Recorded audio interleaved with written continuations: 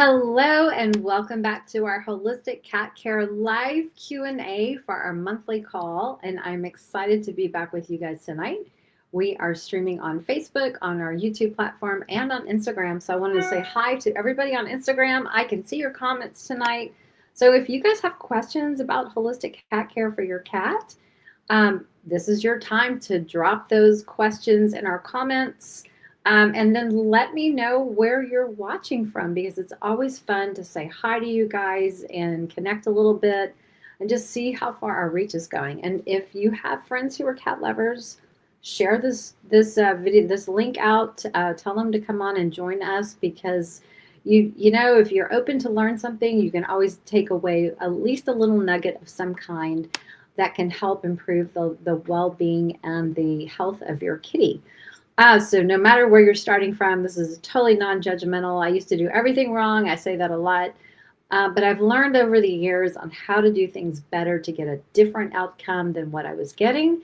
And I can tell you it makes such a huge difference and it's paying off. So with that being said, happy December, everyone. I cannot believe here we are at the end of the year. It's been super busy and super exciting over here at Perfectly Holistic.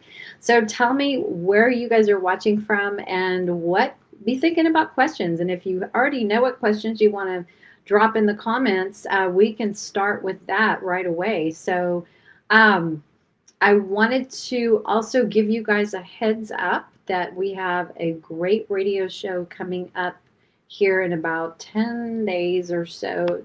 It's probably, well, it's not this coming week, but it's it's the 19th, 20th, something like that. It's before Christmas. And we're going to talk about how to deal with holidays and keeping your cats feeling safe and unafraid and supporting them emotionally when things might be a little chaotic and crazy wherever you are, whether you're traveling, whether you're having house guests, whether you're just, maybe you don't really like the holidays too much and it's a very emotional, difficult time for you. Just know that your cats can pick up on all of those energies, good or bad. Actually, I don't want to even say good or bad. It's just they are what they are. I think we tend to label things as negative or positive sometimes, but if you take a step back and you can look at things from more of a 40,000-foot view, we go through different things to have an experience, and it's not good or bad. It just is what it is.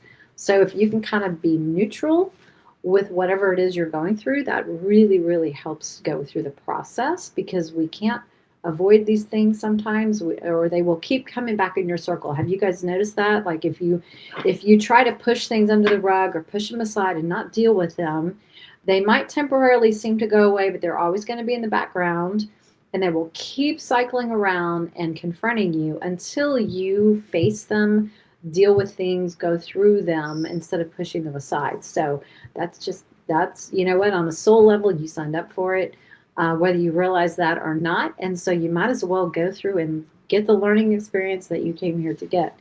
So with that being said, let me know where you guys are watching from.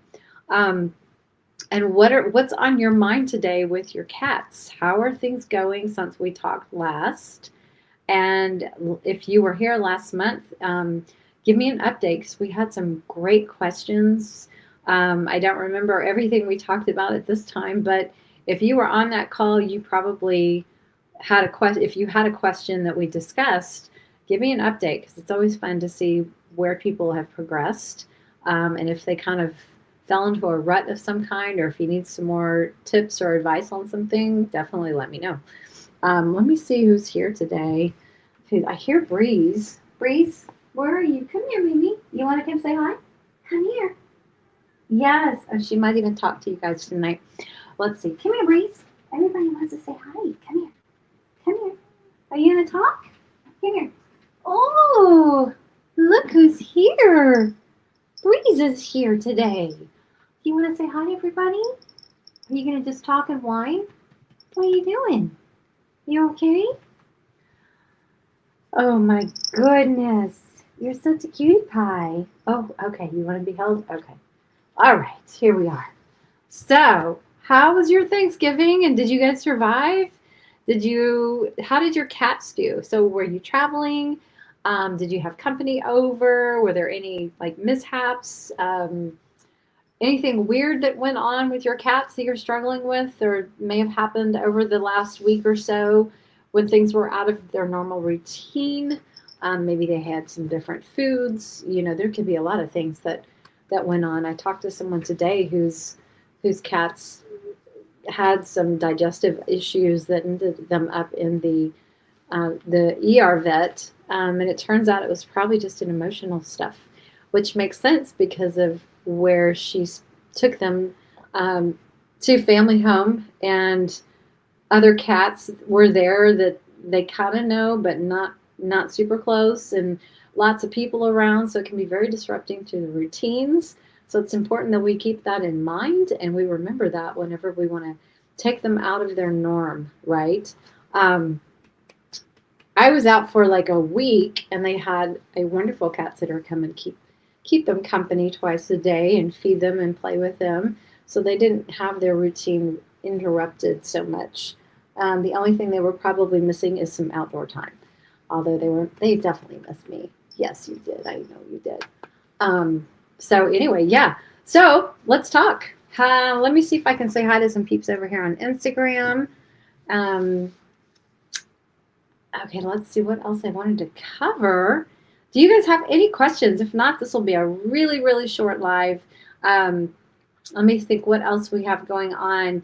If if you didn't hear the news last month, I made the announcement that Perfectly Holistic is now the U.S. distributor for the Rompy Cats cat toy line.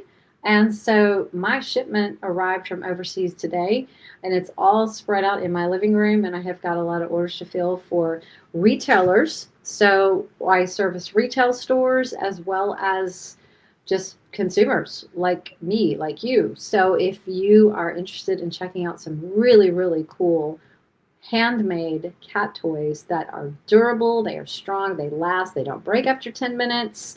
Your cat can be a terrible Ivan and just really be hard on toys, and these things last.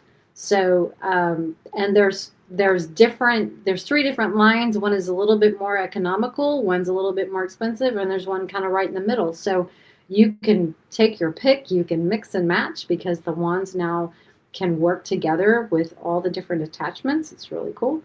So yeah, if you want to hop on over to the shop.perfectlyholistic.com and look under toys, look under Rompy Cats, you can see all three collections and all the little attachments. They are absolutely beautiful.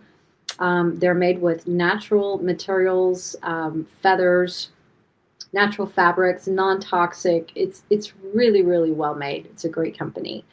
And I've been working with them for probably 8 to 9 years, more or less. And they needed U.S. distribution, and I stepped in and said, okay, I'll do it. So we got to keep those cats happy here in the United States, right? And Christmas is right around the corner, so be sure to go check out those toys because it's fun to have cat Christmas, right? It's fun to see them get so excited when they know something is theirs. You know how the cats are. They always know when something is theirs or something is for them. Hey, Gunner. Oh, here's Skylar. Say hi, Sky. What's he doing? Are you going to say hi to everybody too? Oh my goodness, you're so busy. They're so busy. Tony is here and Jen is here. Hey, guys. Okay, let's see. Let's go to Jen. Jen from Middleton, PA. She has, my question for you tonight is concerning raw feeding and kidney disease. I've been giving my 11-year-old boy Tater commercial raw feed for the past 3 years. Great brands, Viva Raw Small Batch, Fetching Foods. And now that he's older, I worry about kidney disease and the bone content in the raw food. At what point or age should I limit raw with so much bone? That's a good question. Let me also state that age 11 is not old. I know in the veterinary years, it's like anything over 9 is considered a senior, but when you consider how long cats can live, like 18 to 20 years old, they're, in my opinion, 11 isn't old. As far as the raw food, there are different types of brands that use eggshell calcium for their recipes, and there's other foods, other brands that use a very small percentage. It's like 5% or less, and it provides calcium and phosphorus and probably some other things. Um, and think about this: cats in the wild are designed just like our house cats here to digest raw food. That's what they're meant. That I mean, even anatomically and biologically, they are designed to eat raw food. Um, so it's very easy to digest for most cats unless they have major GI issues. Um, so in that regard, I would say you have a ways to go. And really, the only thing that would indicate to me, and this is my personal opinion, if your cat was in like stage 2 or 3 kidney disease and their phosphorus levels were high, or they were real sensitive, maybe constipation issues and stuff like that, then maybe the bone is too much. You can put them on a phosphorus binder like epichitin or Phosphix to help bind the extra phosphorus so the kidneys don't have to work as hard filtering that out. Um, some older cats, Levin is not old, some older cats with kidney issues or further advanced kidney disease actually do better on a gently cooked food because it's more warming, and raw food is it's cold. Even if you put it, it's an energetic cold, not necessarily physical cold, because we don't want to feed them cold food. We want to warm it up to like mouse temperature or room temperature, right? So some cats do better who have kidney issues, kidney disease, with gently cooked food. So it's kind of pre-broken down for them, and it's easier to digest and all of that good stuff. So I would say, if the blood work comes back with super high kidney values and phosphorus levels and all of that, then you might want to go to more of a gently cooked foods instead of the raw food. So I hope that helps. But in general, if they're eating a species appropriate diet with a high digestible protein, like raw food that is well, it's got the living enzymes in it. It's easy for their body to assimilate and break down and utilize as energy and build muscle and repair and things like that. So um, that's how they're designed to eat. So if they're eating a super high quality digestible food, I mean raw food is also has very low residue, meaning it has very little left over. The body is able to assimilate and utilize most of that food. And so their poops come out super small and they don't smell bad because their body is able to utilize so many of the nutrients in that food compared to if you're feeding like canned food or even highly processed dry food. So I'd say he's got a ways to go, but I would look at the blood work and I would look at the condition of the kidneys. Um, and you know what? Here's my go-to for me personally. If I'm curious to know if something is going to be beneficial for my cat or if my cat needs it, I muscle test it to see if that's resonating with his body or not. And if it's not, if raw food is not resonating and the cat's body doesn't want that, then you can muscle test for gently cooked foods, and kind of go down the line, something that's easier for them to handle. But you can look at brands that use eggshell calcium instead of bone for their calcium source. So I hope that helps. I know that was a long answer, but I would say keep up the good work. You've got some really good food options there. And, one of the major contributors of kidney disease in cats is feeding dry food. So, that and vaccines, unfortunately, because vaccines, many of them, are grown in the feline kidney cells, which kind of train the body to attack the kidneys, which is terrible. But, that's what they've been doing for years and years and years. So if you can avoid the potential, main most common causes of kidney disease in the first place, then your cat's going to be doing so much better for a lot longer. And at some point, kidneys just wear out. Just that's that's a reality. Organs don't last forever. They do have a point where they just wear out, and so hopefully our cats will live a nice long, live to be a long, happy old age, right? And just die from natural causes instead of actual, disease processes. So that's my hope and my goal for all of your cats. So yes, you are most welcome. Thank you for submitting that question. That's a great question. Um, Miles Raw Life or Millie's Raw Life. We're just answering questions. So if you have a question that you want to have answered about cats and what's holistic kind of cat care or tips or whatever you might have question on, just drop them in the comments and we will talk about all of those things. And no specific topic. It's just whatever's on your mind. Tony says, Tony's here. Hey, Tony. Tony says, my little guy has arthritis on the lower back and is causing a narrowing for poop to come out easily. Oh, poor Colt. Is there a natural way to treat arthritis rather than with meds? Absolutely, there is. And there's probably multiple things that you can do to support a cat with arthritis issues. PEA, I don't even want to try to pronounce what that stands for because I would totally get it wrong unless it's like written out in front of me. But PEA is a great supplement that can help with joint support and pain and things like that associated with arthritis.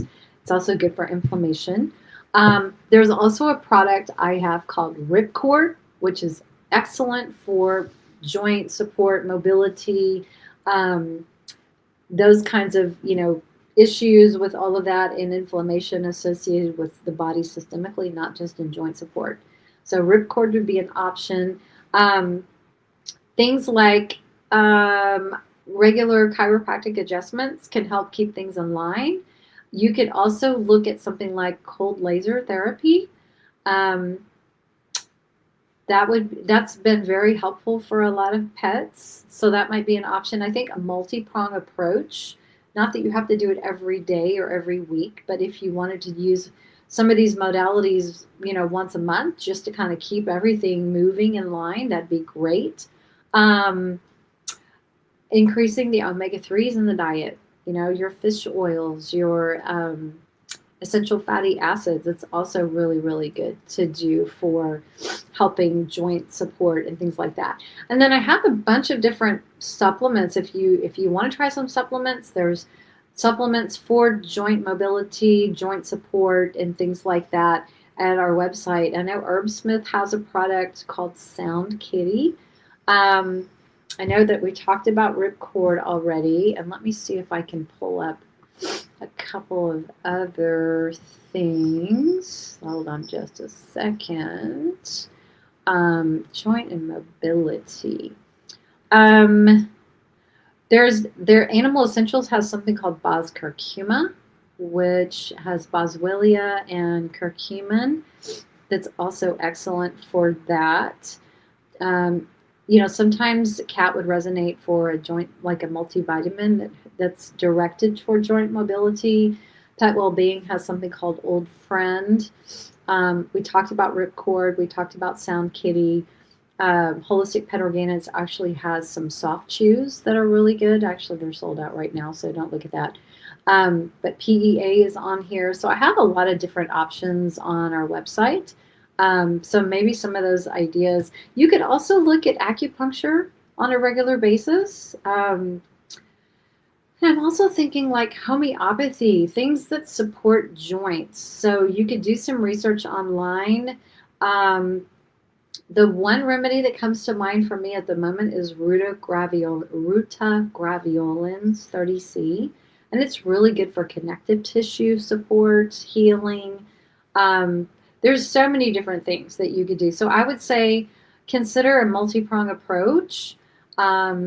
Maybe supplement with some kind of supplement, and then maybe a homeopathy of some kind, and then one of those other modalities that a vet can do for you, whether it's chiropractic, acupuncture, cold laser.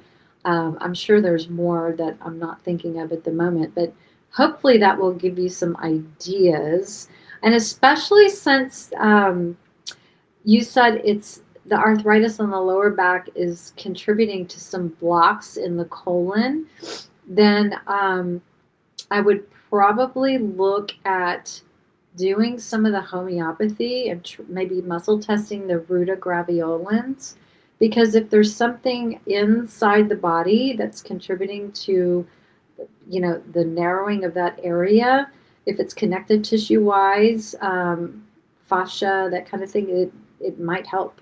So you could look at that, and then maybe adding a bit of a stool, not necessarily stool softener, um, but maybe something like Colon Rescue by Animal Essentials, because it does help lubricate that colon and things can move out a little bit easier.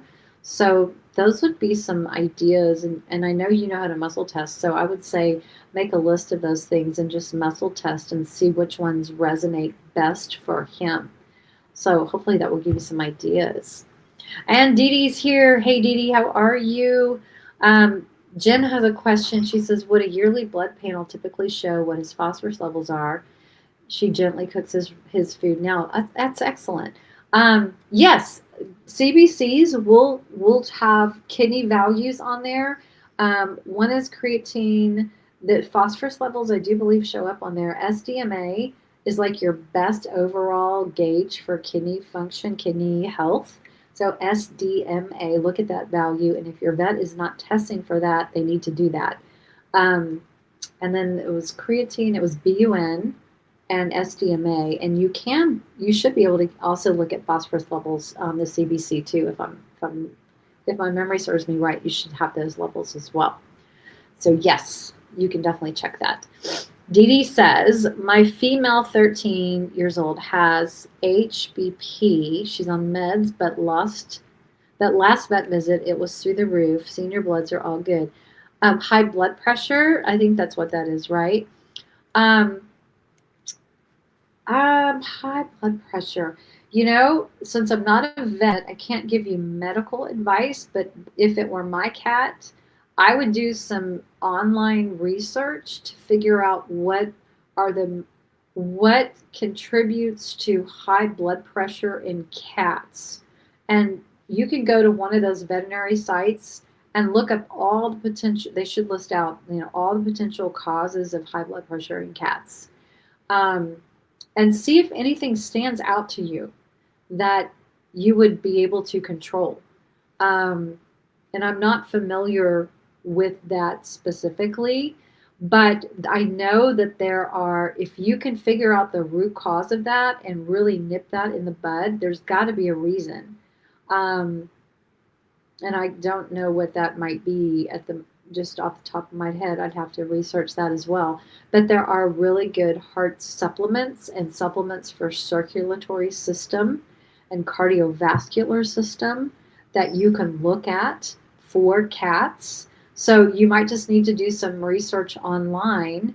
And then if you can muscle test those things and figure out what resonates with your cat, what her body wants for support, that would be my recommendation, so that you're not just throwing money away, wasting it on, whatever supplements that you see on the market that people are like, oh, this is a great product. This is a great product. It might be a great product, but it may not be what your cat's body wants.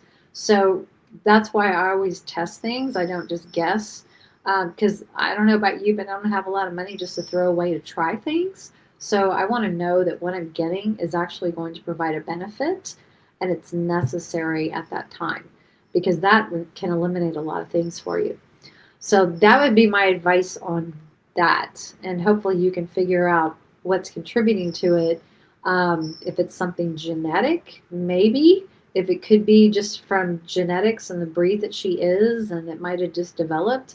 But I really feel like there's always a root cause, and if we can figure out what that is, and there might be some diagnostics that the vet can do.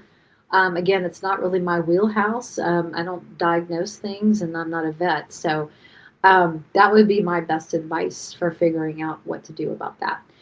But if her panels all look good, then there's probably other diagnostics that you could look at, or just do some online research and find all of the most, the vet websites usually list a bunch of different reasons of why cats develop high blood pressure. So you can look at that list and kind of rule things out and figure out, well, no, she hasn't had that before, or Um, you know, it might give you some ideas on where to start, is what I'm saying. So, okay, let's see what we've got here. Over here on Instagram, Millie's Raw Life. We had a great conversation last month, didn't we? It was awesome. So, Millie's Raw Life. Do cats do hydrotherapy for arthritis? You know what? If they like water, they might. I know it's probably more common with dogs, right? Because dogs tend to like getting in the water. I've seen videos of cats that are doing the hydrotherapy in the water, but I don't know a whole lot of cats who like to be in the water and swim. So that probably wouldn't be a super common thing unless your cat just has a propensity to like water and swim. But it can probably help as far as mobility goes. And I know they've put them in the little life jacket things, and they put them in the water, and they do their little doggy paddle swimming around. So you never know. I mean, um, keeping the cat at a healthy weight obviously is going to make a big difference, because if a cat is obese and overweight, that puts a lot of stress on their joints and on their body. So that would be a big part of it. She says, what causes IBS and IBD in cats, and what's the best way to manage it? That is a very good question, and it is a very deep question. There can be a multitude of reasons for the cats develop IBS or IBD. Um, I know I did a radio show a couple years ago. Was it 3 years ago, maybe? On IBD in cats, and I remember that obviously food is a big contributor to those kinds of issues, like inappropriate food, chronic pancreatitis, and things like that. Um, the kinds of food that they're eating, if it's processed, and how it's made, ingredients, and the garbage they put in some of the processed food, of course. Vaccines can contribute to those kinds of problems as well. Um, I don't remember off the top of my head, but there was a multitude of different things. So again, I have an article on it actually on my website, and as well as I think a link to the actual show that we did. So you might want to go to perfectlyholistic.com and just type in the search bar under articles IBD, and just see what pops up over there, because it was a really good detailed article. And I know that there are diagnostic tests that you can get that help determine, if the cat is absorbing their their B vitamins or their folate, and things like that, and to kind of determine the leaky gut issues. And if it is leaky gut, why does it have leaky gut? Is it exposure to flea and tick medicine, like toxic things? Is it exposure to vaccines and heavy metals? Like something damaged that microbiome.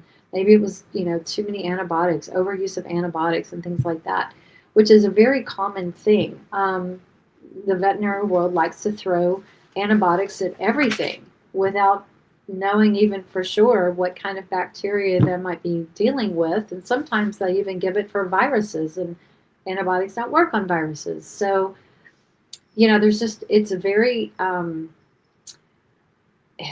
it's a complicated situation, but if you can go through like the most common causes, if you did a little research online, again, go to one of those veterinary sites that list out all the most common things. I think I found an article from Dr. Karen Becker, who wrote something about that years ago, um, back when it was on the Mercola website. So I don't know if it's actually available now, but yeah, when you look at their list of potential causes, you can easily go, oh yeah, my cat hasn't had that, my cat hasn't had that, hasn't had that. So it kind of helps you narrow down, because we know our cats better than anybody. You know what they've kind of been exposed to over their lifetime and what they haven't. Um, Sometimes emotional things can contribute to food stress and chronic digestive issues. So it might be an emotional component that's contributing to whatever else is going on. So I see that a lot with cats who have food stressors, food sensitivity, food intolerances.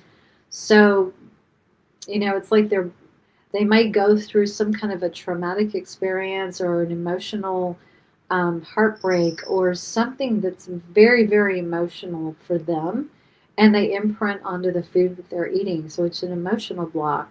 And so their body starts to associate the food they're eating as bad, and all the negative things that can come. Like if you've ever been super, super upset and tried to eat, maybe there was a death in the family and you're very upset, or maybe you've had a horrible argument with your partner or your spouse and you just cannot eat, or if you try to eat, it's like, ugh, you know what I mean? So it's like those kinds of emotional things can imprint onto the foods that we eat, and our body kind of associates that food as a negative. So this can happen in animals too, and so they continue trying to eat that food, and their body is just like rejecting it on the inside. So over time, that can be just one example of how foods can become stressors and develop pancreatitis and pancreas issues and things like that, vomiting, diarrhea, digestive issues. And so look at my first tip is look at what they're eating, and if they've been eating the same protein for like 5 years, 2 years, whatever, 6 months, try changing the protein. Not necessarily, I mean, you can try changing the brand too or the recipe, but try changing the protein. Do something that they haven't been eating very often. It doesn't have to be super, super weird like camel or ostrich, okay? But just if they've been eating beef, go to turkey or go to rabbit or go to pork. Try something different and see if the symptoms stop. And if it doesn't stop, then there's more to explore. And there are really good diagnostic tests available now that you can actually do from home, where you get a kit from like Innovative Pet Lab, for example. They have a comprehensive gut health check test for cats on their website. So it will check vitamin D levels. Maybe they're just not absorbing vitamin D. Maybe they're low on magnesium. Maybe they're not absorbing their B vitamins. So they can look at all these factors and figure out where the gaps are, and provide guidance for what to do to fill those gaps, maybe supplement wise for a little while until your cat can get back into balance. So there's a lot of good resources that we didn't used to have. Innovative Pet Labs is one of those, and then VDI Labs is another lab that also does like the kits that you send in, like a poop sample, um, similar to like the Glacier Peak does. Some of the tests are like saliva and hair, depending on what you're testing for. So we have a lot more resources available to kind of help us zone in and really deep dive into an area and figure out where the gaps are and what's going on. So I know that's a long answer, but that would be it's a complicated question. And there could be so many multiple factors of what's contributing to that. So you just might have to do a lot of digging. So yes. Um, let's see.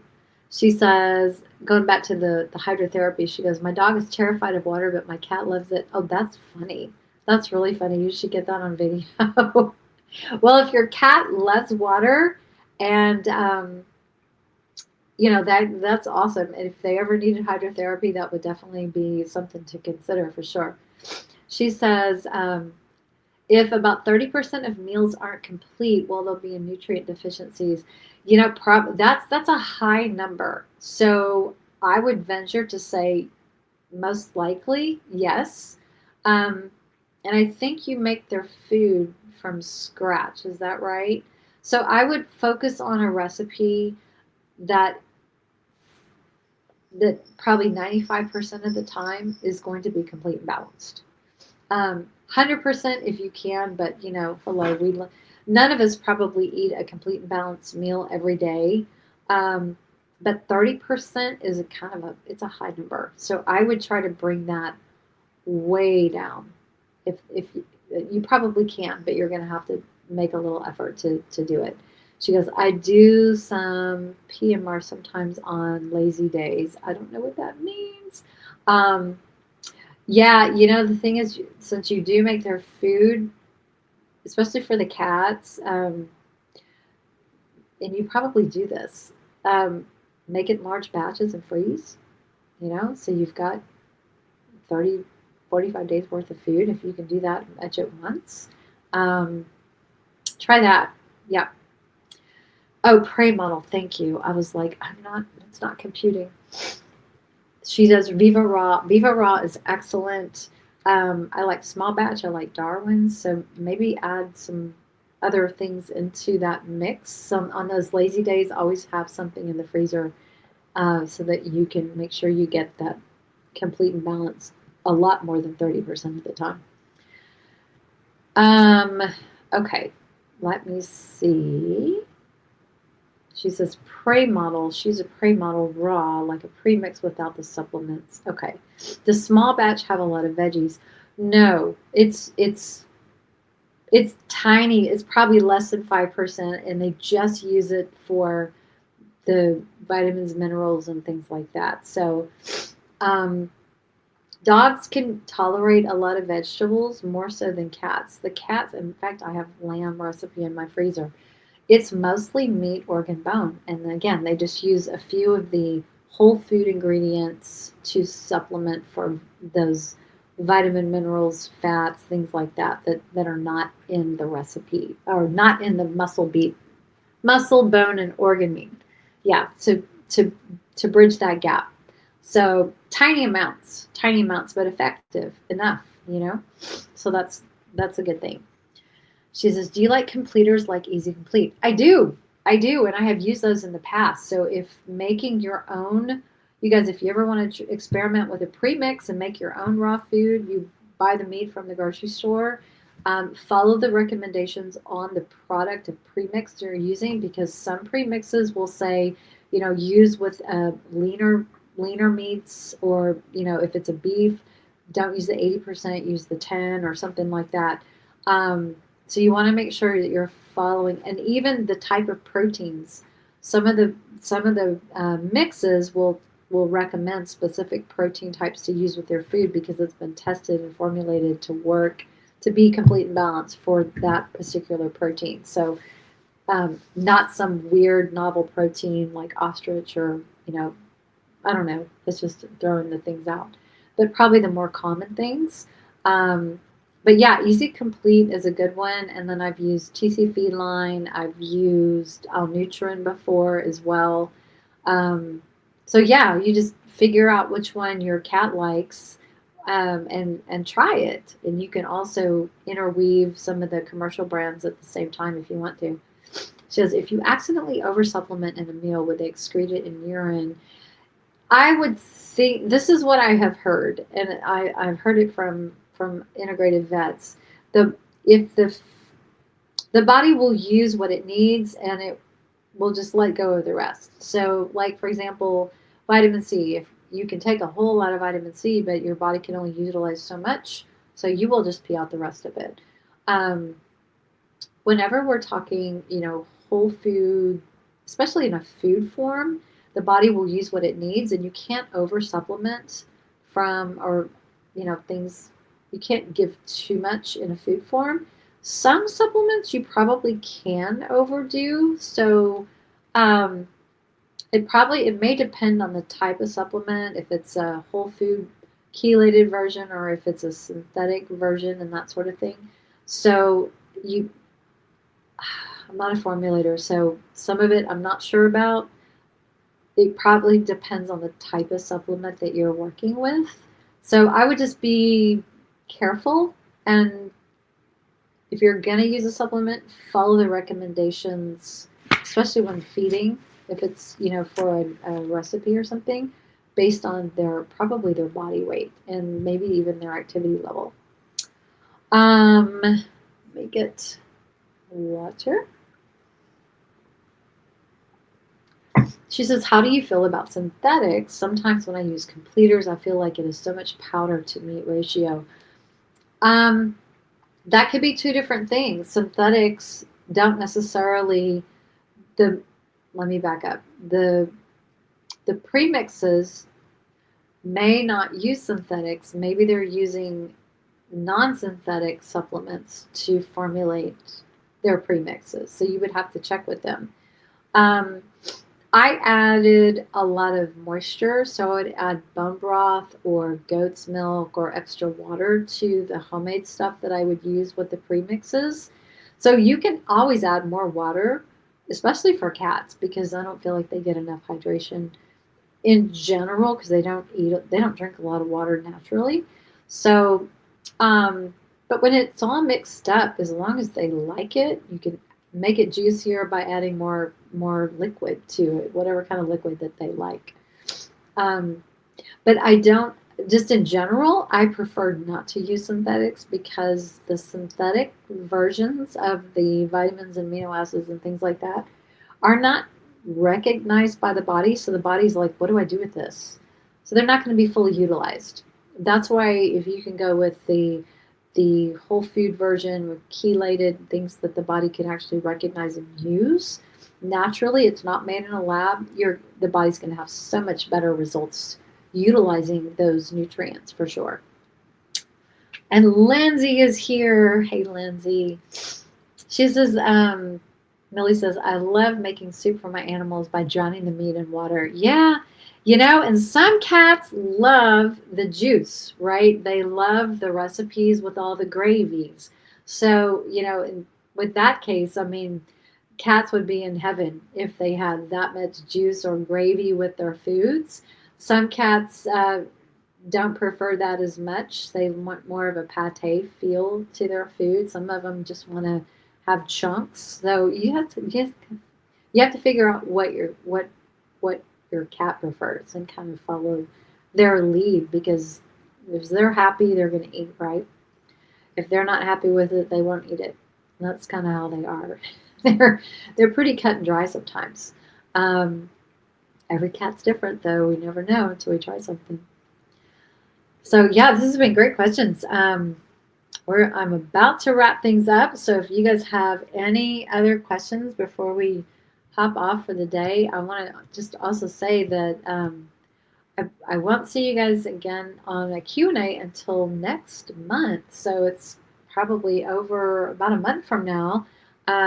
So definitely I want to wish all of you a Merry Christmas, Happy Holidays, Happy Hanukkah, all that good stuff. Happy New Year.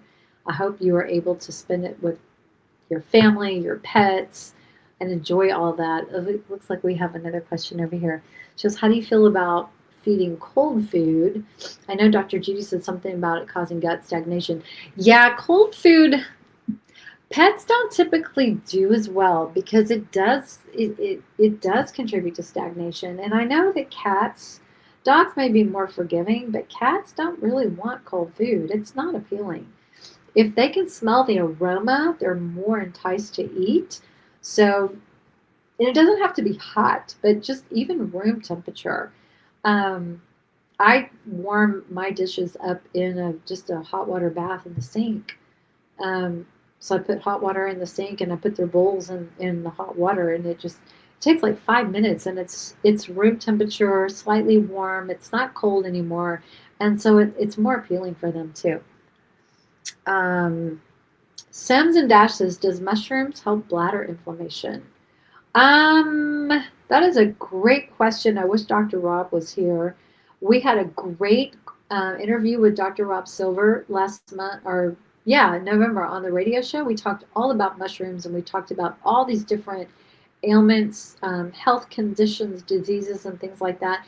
And I know bladder was on the list of things that we discussed, and I don't recall which mushroom he suggested for that. So, what I would recommend is go back and listen or watch on our YouTube or Facebook page. I think I might have even shared it on Instagram too, but you can definitely find it. It was called The Mushroom Code Unlocking Feline Longevity. So, great interview, detailed information on mushrooms and which ones to use for which conditions. That's what I would recommend going to watch because I don't remember. It was so much information. It was so good. Okay, warming up the bowl will warm it up. Will warm up the raw food. I somehow never thought of that. Warming up the bowl warms up the food. Yeah, it does. And I just add a little bit of goat's milk or bone broth in it, and I kind of stir it up. and just the heat from the water warms the bowl, which warms the food, and it's so easy. It's like 5 minutes and it's done. So yeah, and then I put some food toppers on there, and they're very spoiled, but they like it, so I keep doing it. So yeah, wow, I can't believe it's 7:45 already over here. I don't know where you guys are watching from, but I so appreciate you guys being here. You had some great questions tonight. And I want you to do something for me. I want you to go spoil your kitties over the holidays. Give them some extra playtime. Give them some extra attention, some love. Spend some time with them one on one if you can. And just make their holidays really, really fun and special because, they don't live as long as we want them to live. And so we just need to enjoy every single moment that we have with them. Hug them, give them kisses every day. Um, just connect and just be present with them. It just makes such a difference and it will just deepen your relationship with them. So that's one of the best things we can do for our kitties. And so with that, oh, she's in New York. With that, I will let you guys go. You guys have a great rest of your evening. Have a great holiday season. Share this video out. Like like it. It gets more views that way. Share it with people who have cats that might be curious about learning and all that good stuff because there's always something else we can learn. There's always better things we can do to improve our cat's health and well-being. So I hope this was fun and informative, and I will see you guys in January. And we have a lot of new things coming up. And yeah, a lot of changes coming on our way, which I will be sharing and talking about in January. So until then, you guys have a great rest of your evening, and we'll see you soon. Happy holidays, everyone. Good night.